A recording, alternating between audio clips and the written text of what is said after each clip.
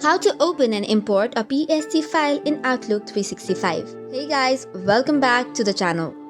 First and foremost, you need to launch the Outlook application on your computer. Once the application has been launched, tap on the File option which is on the top left corner of the screen. Tapping on it, you will see different options. Click on Open and Export.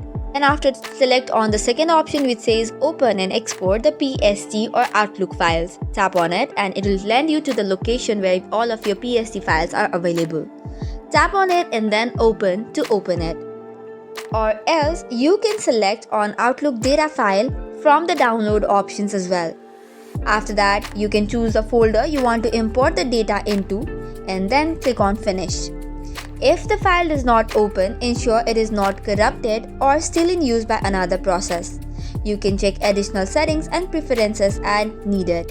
And this way, you should be able to open as well as import the PST file in Outlook. That is all for today's video. For more such contents, do not forget to hit the like and subscribe button. Thank you for watching and see you on the next video.